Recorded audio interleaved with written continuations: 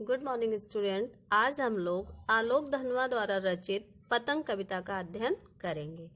इस कविता में कवि ने बाल सुलभ इच्छाओं का विभिन्न बिंबों के माध्यम से विधिवत वर्णन किया है। सबसे तेज बौछारें गई, भादव गया सवेरा हुआ। कवि कहता है सबसे तेज बौछारों वाला मौसम, सबसे तेज बारिश वाला मौसम समाप्त हो गया है। कौन सा मौसम? भादव महीने का। और नया सवेरा आ गया है। खरगोश की आंखों जैसा लाल सवेरा। यह सवेरा कैसा है? खरगोश की आंखों के समान लालिमा लिए हुए। सुबह के समय चारों ओर लालिमा छाई रहती है, उसी का वर्णन करते हुए कवि कह रहा है कि यह मौसम खरगोश की आंखों की तरह लाल सवेरा लेकर आया है। शरद आया पुलों को पार करते हुए। शरद का मौसम आ गया। यहाँ पर शरद का मानवीकरण करते हुए कवि कह रहा है कि शरद पुलों को पार करते हुए आ गया है, अपनी नई चमकीली साइकिल तेज चलाते हुए। ऐसा लग रहा है शरद एक व्यक्ति है और वह अपनी चमकीली साइकिल को तेज गति से चलाते हुए आ रहा है, घंटी बजाते हुए जोर जोर से। और वह जोर जोर से घंटी बजा रहा है, चमकीले इशारों से बुलाते हुए पतंग उड़ाने वाले बच्चों के झुंड को। और वह अपने इशारों से पतंग उड़ाने वाले बच्चों के झुंड को, समूह को बुला रहा है। चमकीले इशारों से बुलाते हुए और आकाश को इतना मुलायम बनाते हुए कि पतंग ऊपर उड़ सके। ये जो शरद का मौसम आया है, इसमें आकाश इतना मुलायम हो गया है, इतना साफ हो गया है, जिससे ताकि पतंग ऊपर उड़ सके। वह ऐसा माहौल बनाना चाहता है जिससे पतंग आसानी से आसमान में ऊपर उड़ सके। दुनिया की सबसे हल्की और रंगीन चीज उड़ सके, दुनिया का सबसे पतला कागज उड़ सके। पतंग जो है, कवि का मानना यह है कि पतंग दुनिया की सबसे हल्की और रंग बिरंगी चीज है और उसका कागज भी सबसे पतला है। बांस की सबसे पतली कमानी उड़ सके कि शुरू हो सके सीटियों, किलकारियों और तितलियों की इतनी नाजुक दुनिया। यानी बच्चे दुनिया के सबसे पतले कागज व बांस की सबसे पतली कमानी से बनी पतंग उड़ा सके। इन पतंगों को उड़ते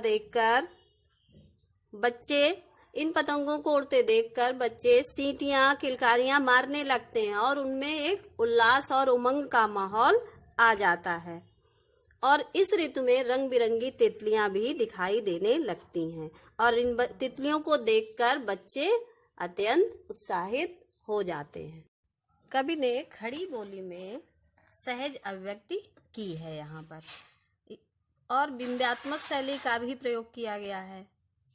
बाल सुलभ चेष्टाओं का यहाँ पर अद्भुत वर्णन है। शरद ऋतु का मानवीकरण किया गया है। विभिन्न प्रकार के अलंकारों का समावेश है, जैसे उपमा, अनुप्रास, श्लेष और पुनरुक्ति प्रकाश। जन्म से ही वे अपने साथ लाते हैं कपास। कवि का कहने का आशय यह है कि बच्चे इतने कोमल होते हैं, उनका शरीर इतना कोमल होता है जैसे कपास। कपास क्या? रुई के समान कोमल उनका शरीर जन्म से ही होता है।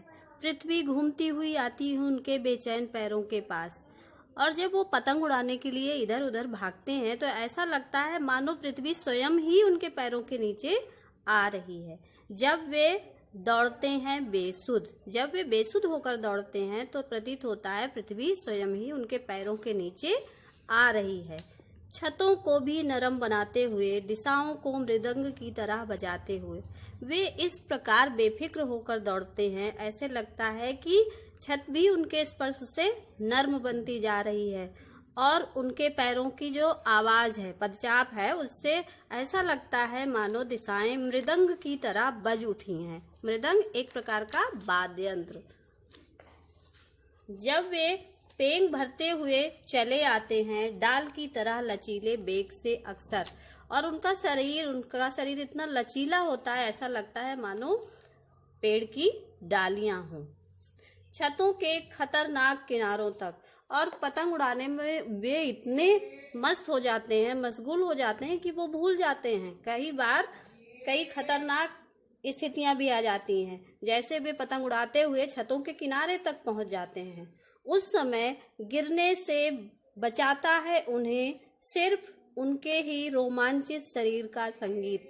उस समय वहां उन्हें बचाने वाला कोई नहीं होता है, अचानक ही उनका शरीर रोमांचित हो जाता है। जब उन्हें सामने खतरा दिखाई देता, वो बिल्कुल छत से गिरने वाले हैं, छत के किनारे पहुंच गए हैं, तो उनका शरीर रोमांचित हो जाता है और उसी रोमांच, उसी पुलकित शरीर के कारण वो स्वयं को बचाते हैं।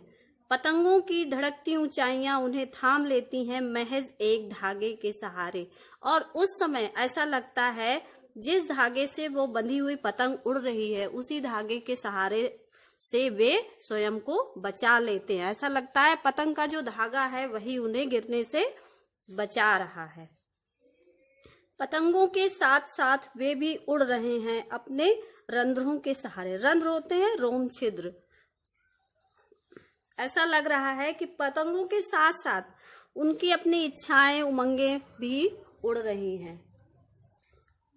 यहाँ पर कवि ने बच्चों की मनोहारी चेष्टाओं का सुंदर वर्णन किया है। विभिन्न प्रकार के बिंबों का भी प्रयोग है, जैसे देखिए, जन्म से ही अपने साथ लाते हैं कपास, यहाँ कोमलता है। स्पर्श बिंब, पृथ्वी घूमती हुई आती है उनके बेचैन पैरों के पास। दृश्य बिंब, दिशाओं को मृदंग की तरह बजाते हुए।